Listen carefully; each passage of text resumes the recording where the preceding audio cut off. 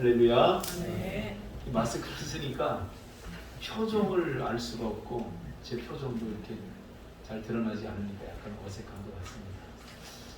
잘들 보내셨죠, 일주일? 어떻게 또 이렇게 용기를 내서 예배에 나오셨어요? 1000명대가 넘어가고 있는데 이번 주 저는 참 다이나믹한 일주일을 보냈습니다. 친구들이 와서 3일 동안 그들이 쏟아낸 온갖 고민들과 지금 코로나19의 현장 최전방에서 있는 그 목사님들의 노고와 또 고민들, 염려들 함께 나누고 또 뜻하지 않게 구치소도 제가 또 면회도 다녀오고 또 뜻하지 않는 개가 한 마리 또 임보하게 됐습니다. 개를. 내 개가 아니라 다른 사람의 개, 원해서 보호하는 게 아니라 어쩔 수 없이 보호할 수밖에 없는 상황에 직면해서 이걸 목을 매놨는데 2번이나 도망을 가서 제가 이틀 밤을 샜어요. 이 개가 계속 울어가지고 우리 애들도 잠도 못 자고 어제도 제가 계속 울어서 제가 조금 달래주고 들어와서 이제 사무실에 책을 좀 읽고 있는데 누가 밖에서 문을 두드려요. 가봤더니 개가 와가지고 두두두두 두드리고 있어요. 그 한 이틀 내가 정을 줬더니 그래서 다시 묶고 이렇게 이틀 밤을 설쳤습니다. 다행히 마스크를 써서 제가 초췌한 모습이 안 보여서 다행입니다. 마치 요즘은 사도 바울이 배를 타고 가다 유라굴라 풍랑을 만난 것처럼 아마 여러분들 여러 가지 불안하고 또 예배 이 자리로 나오는 것조차 많은 결단이 필요하고 그랬을 것입니다. 제가 여러분에게 감히 드릴 수 있는 말씀은 아무 일 없을 것입니다. 하나님께서 여러분을 보호하시고 인도해 주실 것을 여러분 믿고 담대히 그저 아무 일 없듯이 하루하루를 살아내시기를 주님의 이름으로 축복합니다. 살다 보면 이렇다 저렇다 말들이 많을 때 그 말들의 귀를 기울이면 마음이 혼란스럽고 힘들어집니다. 주님만 바라보고 아무 일 없듯이 나가다 보면 하나님께서 살 길을 여시고 가야 할 길을 여실 줄 믿습니다. 이 말씀 중심에서 말씀 육신이 되어 이 땅에 오다 라는 제목으로 하나님 말씀 준비하겠습니다. 신앙생활이란 보이지 않는 하나님을 보이는 세상 속에 드러내야 하는 수준 높은 삶의 과정입니다. 우리 그리스도인이란 이 과정에 자발적으로 동참한 자들입니다. 그러면 어떻게 보이지 않는 하나님을 사람들에게 드러내 보여줄 수 있을까요? 그것이 과연 가능한 일일까요?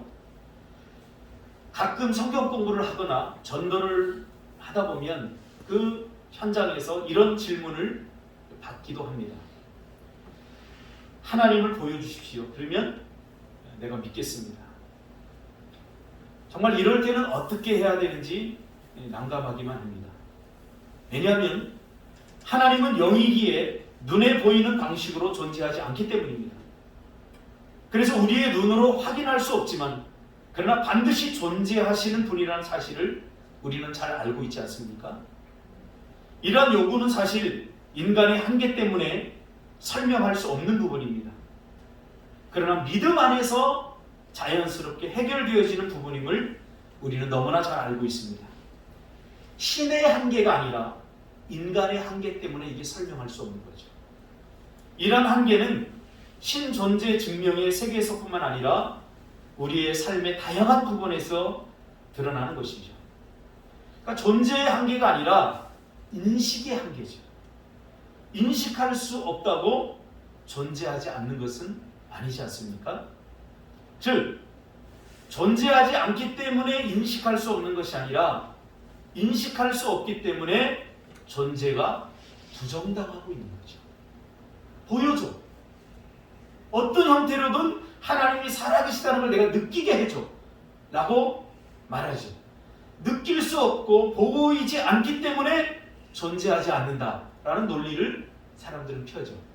그러나 신뿐만 아니라 우리는 다양한 것에서 실제로 인식하지 않지만 우리가 느끼고 또 느낄 수 없지만 존재한다는 사실을 우리는 이미 알고 있지 않습니까? 시간과 공간을 초월하는 신의 세계와 시간과 공간에 갇혀있는 인간의 세계가 같을 수가 없죠. 예를 들면 이런 거예요.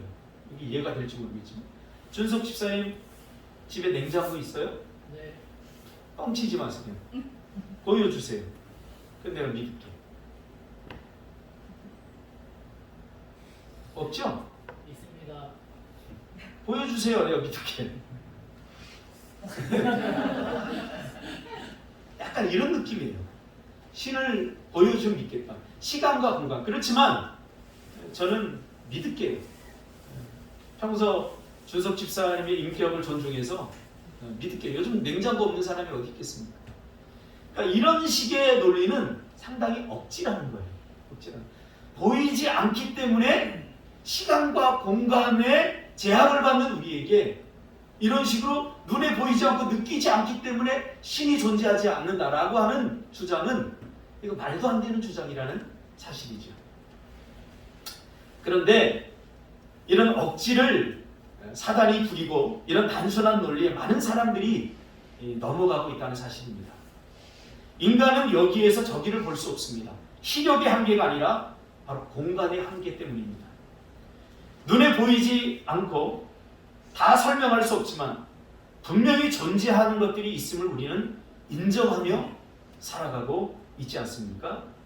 저는 상담을 하면서 너무나 자주 이런 경험을 하곤 합니다. 도대체 눈에 보이지 않는 상처를 끌어안고 있는데 그 상처가 내 삶에 영향을 미치고 있어요. 눈에 보이지 않아요. 괜히 어떤 사람을 보면 신경질이 나요.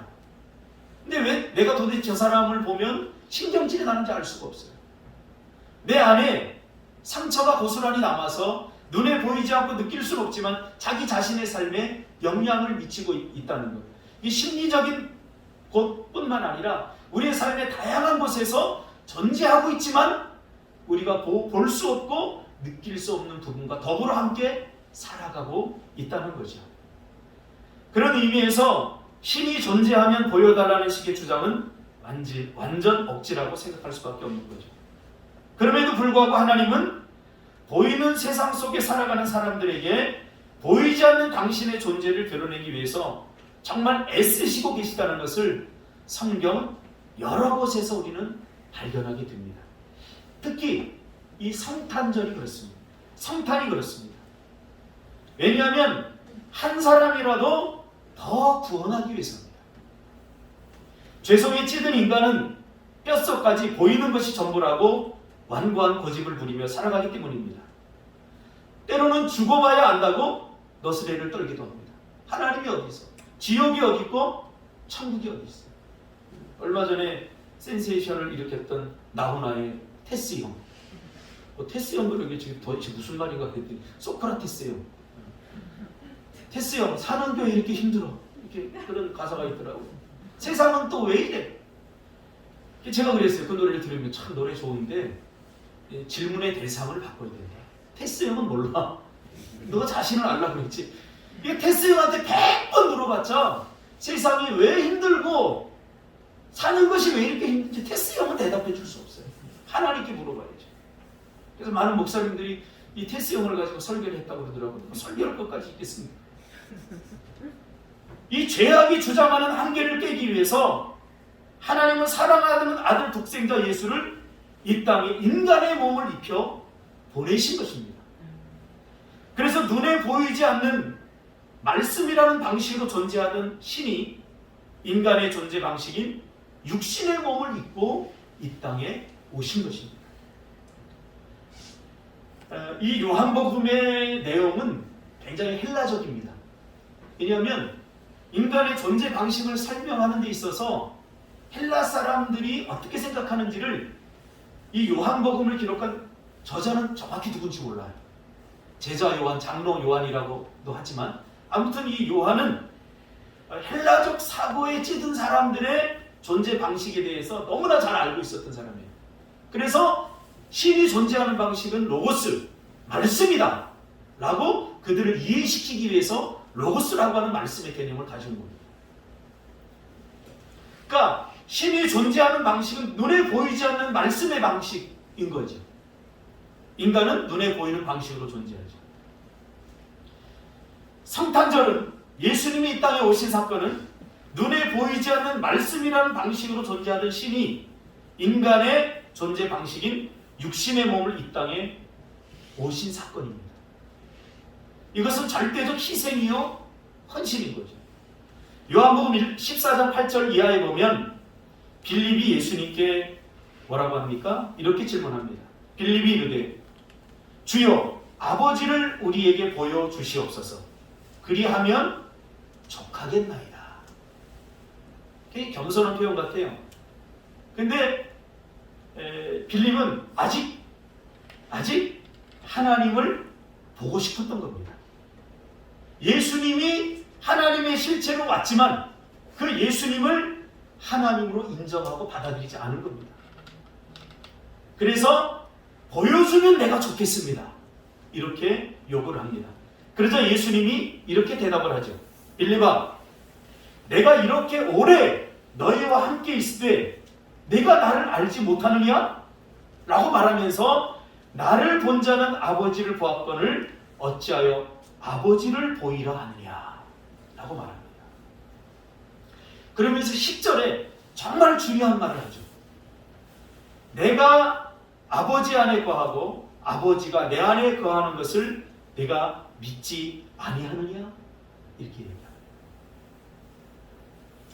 즉 아버지를 보는 것은 인식의 문제가 아니라 믿음의 문제라는 사실이에요. 많은 사람들이 하나님을 믿지 못하는 것은 믿음의 문제를 인식의 문제로 받아들이기 때문에 그렇죠. 인식은 어떻게 돼요? 봐야 돼요. 느껴야 돼요. 경험해야 돼요. 실체로 나타나야 돼요. 그래야 하나님을 보았다라고 말하는 거죠.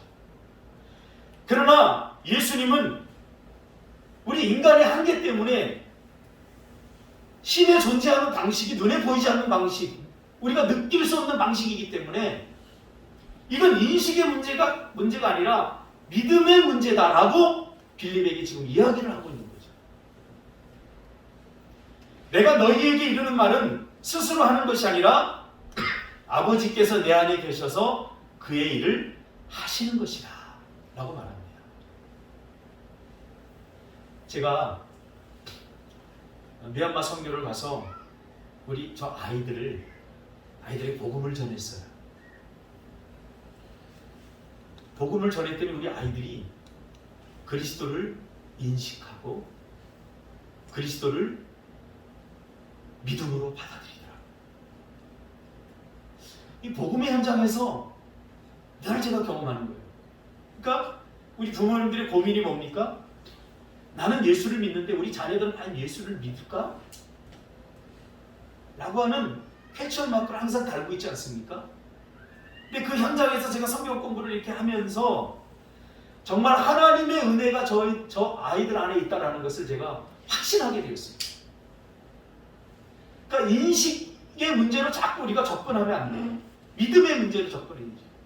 믿음의 문제로 접근해서 믿음으로 이 복음을 풀이하고 설명하니까 이 아이들 안에 이미 그리스도의 영이 존재한다는 사실을 저는 확신할 수가 있었습니다. 이게 지금 예수님이 한 말이 무슨 말이냐면 이런 말이에요. 지금까지 내가 너희와 함께 생활하면서 뭐 좀 다른 거 느끼지 못했느냐 그 말이에요.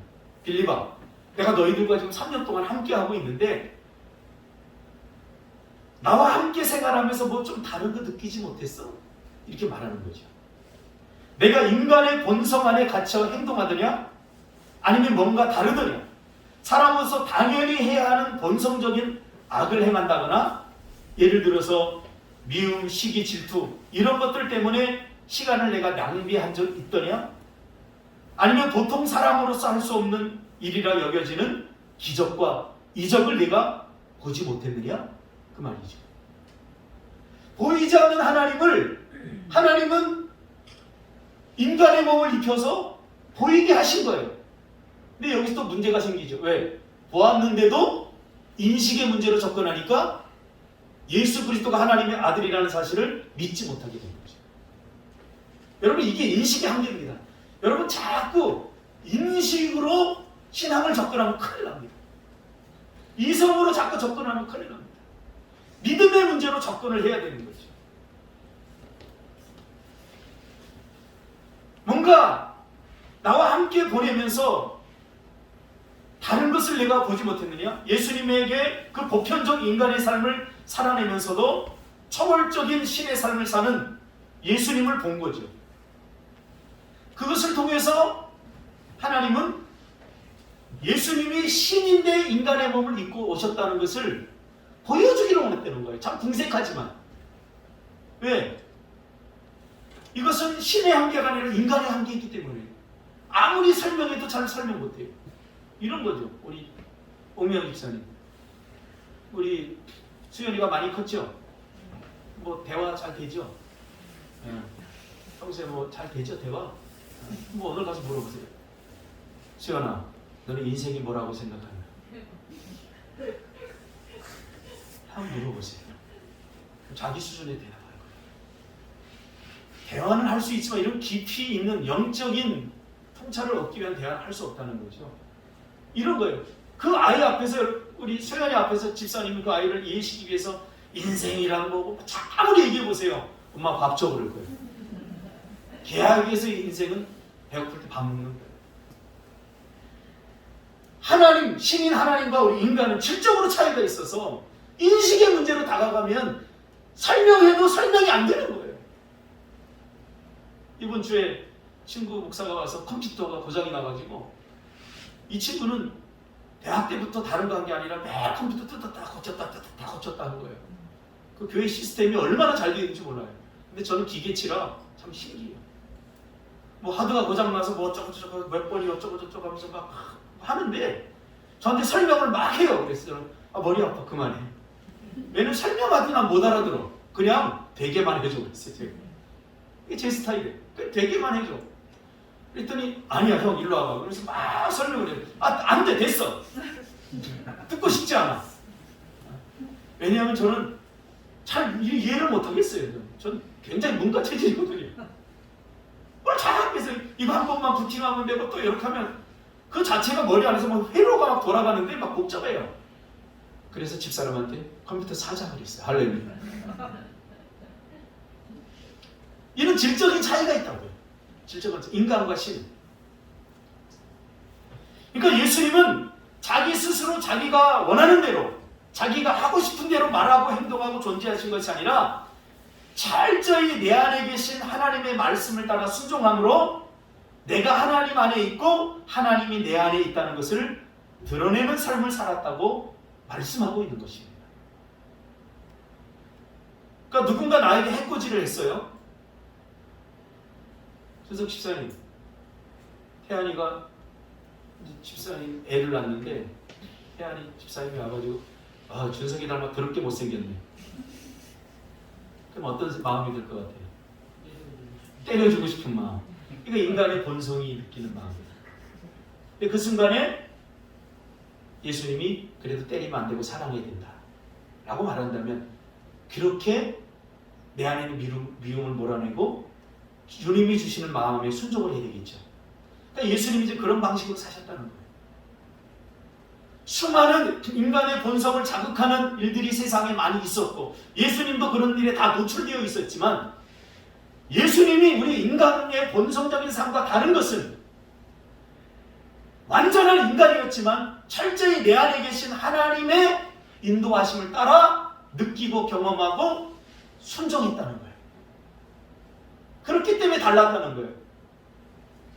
그것이 우리 인간의 본성의 삶과 예수님의 삶을 구별시킨 거예요. 차별화시킨 거예요. 우리 예수님이 대단하다고 생각하는지만 대단하지 않아요.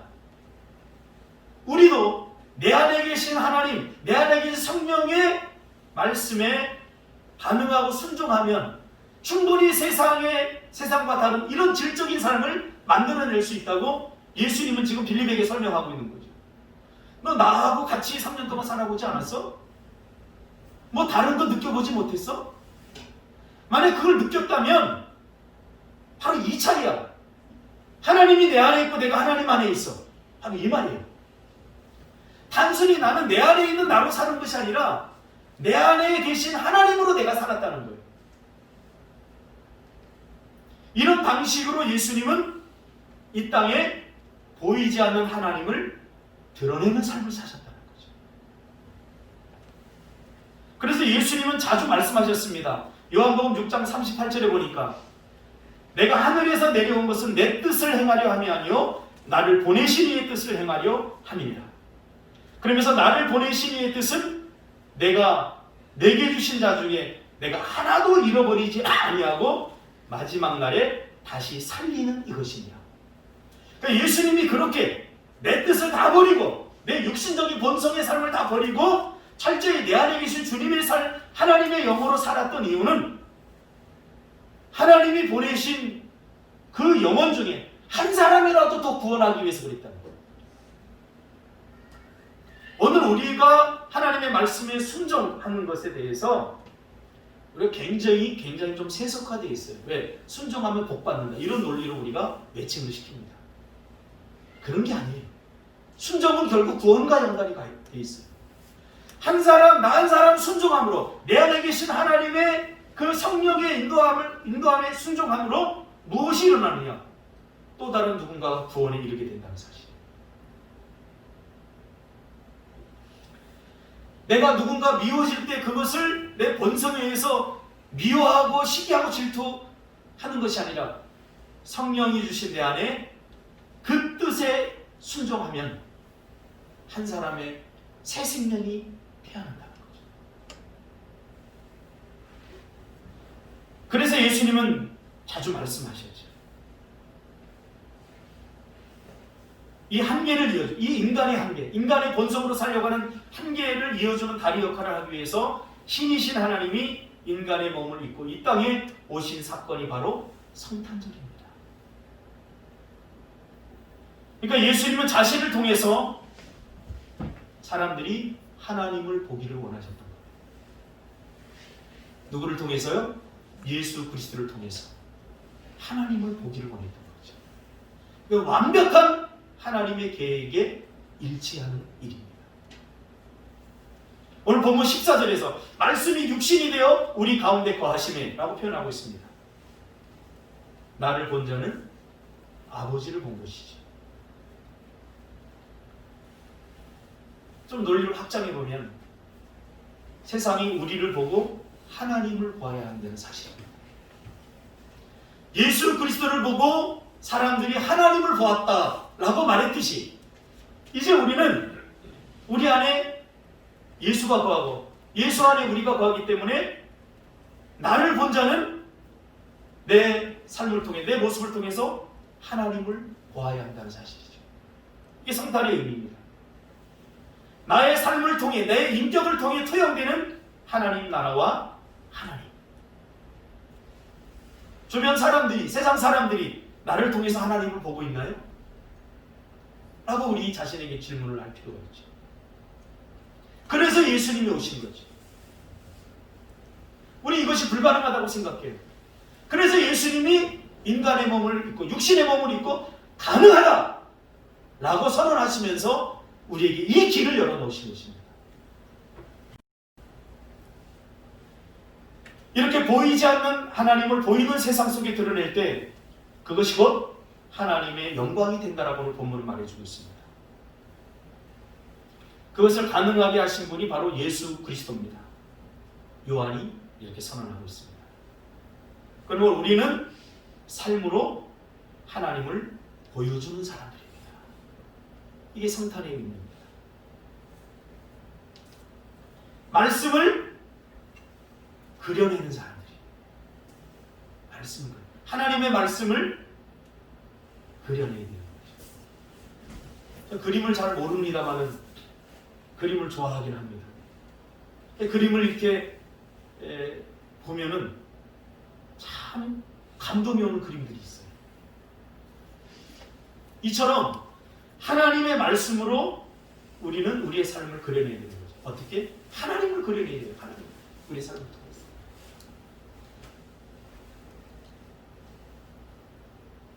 잘 듣지 못해. 복음을 자꾸 전하는 거예요. 그 말씀이 들리게 해야 되는 게 우리의 사명이죠. 들려주는 사람. 말씀을 들려주는 사람. 말씀을 만들어내는 예술가가 되는 거죠. 그래서 예수님이 인간의 몸을 입고 이 땅에 오셨죠. 우리는 말씀으로 존재하는 하나님을 삶으로 보여줘야 하는 사람들로 부름을 받았습니다. 성탄절은 그것이 가능하다는 길을 우리에게 보여준 사건입니다. 삶으로 하나님을 설명하고 믿음으로 드러내야 합니다. 누구처럼요? 예수님처럼. 그러기 위해서 필요한 것이 무엇입니까? 자기 비하. 자기 비움의 과정. 신이 인간으로 비하되는 이 과정을, 신이 종의 형체를 가져야 하는 이 과정을 우리가 기꺼이 받아들입니다. 이 과정을 통해서 하나님을 사람들이 우리를 통해서 그릴 것입니다. 들리지 않던 하나님의 말씀이 우리의 이 자기 비하, 자기 내려놓음, 자기 종시킨 자기 종과 이런 걸 통해서 들리지 않던 하나님의 말씀이 들릴 것입니다. 제가 청소년 사역을 하면서 사실 복음을 전한 것이 아니라 그들과 함께 했어요. 같이 울어주고 같이 하면서 하다 보면 그 아이들이 나중에 저에게 질문하는 내용이 있어요. 목사님, 그때 전도사 때 전도사님, 하나님 정말 있어요? 이렇게 물어봐요. 그 전까지 저는 절대 복음을 전하지 않았습니다. 왜? 복음을 이해했기 때문에. 말씀으로 살아야 될, 말씀이 육신이 되는 과정이 필요하다는 걸 제가 알았기 때문에 처음부터 전 복음을 전하지 않고 그들의 아픔과 그들의 고통과, 제가 이번 주 정말 오랜만에 유치장에 갔는데 청소년 사역할 때는 거의 일주일에 몇 번씩 유치장에 가서 살았어요. 그 아이들을 경찰들 설득해서 데리고 나와 상담하고 또 회복시키고 같이 울어주고 같이 욕하고 이런 과정을 겪으면서 아이들이 나중에 하는 이야기가 있어요. 정말 하나님 있어요? 설명해 주세요. 왜 그렇게 질문해?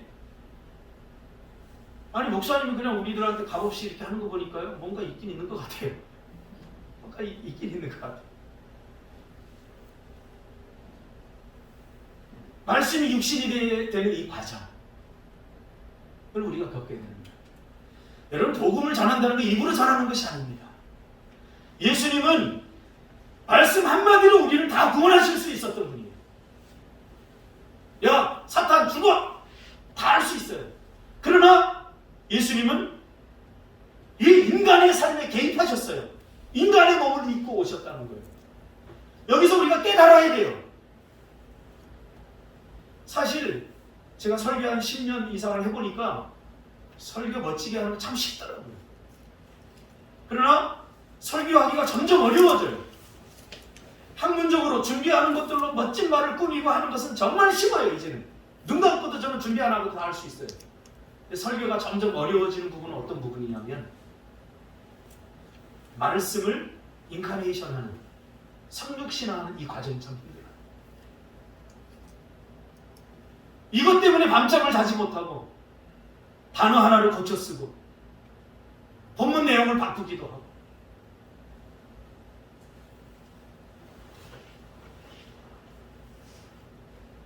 이제는 이 성탄절을 맞아서 저와 여러분이 다시 태어나야 될 때입니다. 예수 안에 거하는 방식. 요한복음은 이렇게 시작됩니다. 태초에 말씀이 계시니라. 이 말씀이 곧 하나님이라. 만물이 그로 말미암아 지은 바 되었다. 말씀에 의해서 만물이 지음받은 것이 첫 번째 창조였다면 두 번째 창조는 말씀 자신이 육신이 되는 성육신이 된 것이 바로 새 창조입니다. 그리고 이것이 결국 구원 사건을 가능하게 한다는 사실을 우리는 기억해야 됩니다. 말씀이 육신이 되는 과정에 동참한 우리들이 이제 말씀을 육신화시키는 삶을 살아내도록 이 성탄절은 우리에게 중요한 의미를 던지고 있는 거죠. 예수님은 말씀 선포자에서 말씀 실행자의 삶으로 자신을 낮추셨습니다. 요한일서 1장 1절에 이렇게 말합니다. 태초부터 있는 생명의 말씀에 관하여는 우리가 들은 바요, 눈으로 본 바요, 자세히 보고 우리 손으로 만진 바요. 만졌대잖아요.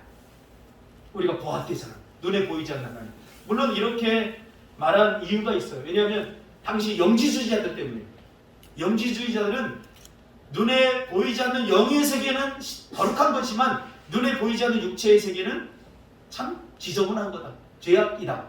그래서 육체를 함부로 사용했어요. 그들에게 예수 그리스도를 전하기 위해서 이런 표현을 쓰긴 했지만, 그러나 우리를 통해서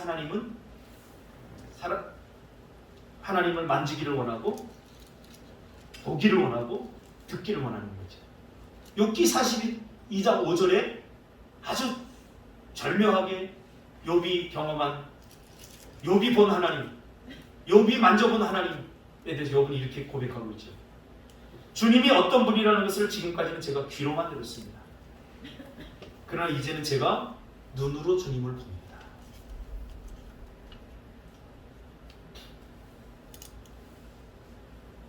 그렇죠? 눈이 있어도 보지 못하는 이유가 뭘까요? 눈이 있어도 보지 못하는 것은 빛이 없기 때문에. 여기 빛을 다 차단해 보세요. 아무것도 안 보입니다. 탁하게 두 눈이 있는데. 자, 한번 해볼까요? 현주 씨 한번 해볼까요? 다 끄고있어요. 두 눈이 멀쩡히 있지만 안 보입니다. 하나님을 보지 못하는 것은 빛이신 하나님 내 안에 없기 때문입니다. 참 말하기는 쉽습니다. 그렇죠? 주일학 교사 힘들죠. 그러나 저는 주일학 교사를 해봤기 때문에 여러분의 보충을 합니다. 그래서 10마디 잔소리 할 거 참고 기도합니다. 살아보면 알아요. 살아보면. 그 말씀, 내가 알고 있는 말씀을 내 삶에서 정말 살아보면 이게 육신화시키는 거예요. 해보면 알아요. 그것이 얼마나 힘들고 벅차고 고달프다는 사실을. 그래서 함부로 정죄하고 비난하고 잘못을 꾸짖기 전에 먼저 경험한 사람은 울게 되어 있어요. 그들의 안타까움을. 저는 사춘기를 경험하는 청소년들을 보면 가슴이 저려와요. 왜? 제가 너무 힘든 사춘기를 보내기 때문에. 부모님들은 싹 잊어버려. 자기들이 사춘기를 어떻게 보내는지 싹 잊어버리고 우리 애들만은 사춘기 없이 보내기로 원해요. 사춘기 없으면 안 됩니다. 큰일 납니다. 바로 5춘기로 넘어가면 죽습니다. 큰일 납니다. 이건 당연히 겪어야 되는 거예요. 그때 어떤 마음으로? 성육신화된 이 마음으로. 내가 그때 얼마나 외로웠고. 사실 외로운 것도 없다. 형과 그치? 네가 뭐 부족한 게 뭐 있어. 저 훌륭한 부모님, 할아버지 다 있고. 근데도 불만이 많아요. 잘해줘. 왜? 사춘기 때는 원래 그래요. 독립하려고 막 모든 것이 못마땅하고 막 이 안에서 막 분노가 솟아오르기도 때로는 막 거절하기도 하고. 그렇지? 인서야? 이때 부모님들이 어떻게 했으면 좋겠어? 옆에 있어주면 되는 거예요. 그냥. 자꾸 잔소리하지 말고. 겪어봤잖아요. 우리도. 자꾸 누가 옆에서 뭐라고 하는데 하나도 안 들어와. 하나도 안 들어와. 그냥 웃어주는 거예요. 영구가 오늘 잘했을 때. 조금 뭐 눈에 거슬려도 그냥 그때 십자가 정신이 필요한 거예요. 십자가 정신 탁 가지고 그냥 보아도 못 본 척 넘어가주는 거예요. 같이 옆에 있어주는 거예요. 이 성탄의 의미예요. 이게 성탄의 의미. 예수님이 그렇게 하기 위해서 이 땅에 오셨다는 거죠. 왜? 우리로 하여금 핑계대지 못하고. 하나님은 영이시기 때문에 이런 거 못 느끼잖아요. 뭐 우리가 고통당할 때 당신은 어디 계셨어요? 하늘에 계서 우르르라 했잖아요. 이렇게 하는 것이 죄악의 본성이에요. 그래서 예수님이 이 땅에 인간의 몸을 입고 오셔서 인간의 모든 아픔과 모든 외로움과 모든 고통을 다 겪으셨어요. 그리고 예수님은 생색내지 않으셨다. 그러므로 신앙생활이란 하나님의 말씀에 육신을 부여하는 과정입니다. 밥을 먹으면 그 밥이 우리의 피와 살이 되듯이, 이게 성만찬 아닙니까? 누에가 뽕잎을 먹으면 비단을 만들어냅니다. 소는 풀을 뜯어 먹으면 형우가 뭘 만들어내지? 소가 풀을 뜯으면. 갑자기 긴장이 있네. 너 지금 소고기 생각하고 있지? 우유를 만들어내지 않습니까? 성도는 하나님의 말씀을 먹고 영광을 토해내는 사람입니다. 지금 그 얘기를 합니다. 성육신하는 것이 하나님께 영광이 되었다, 그 말이에요. 그러므로 하나님을 만난 사람은 더 이상 이전의 그 사람일 수 없죠. 기도하겠습니다.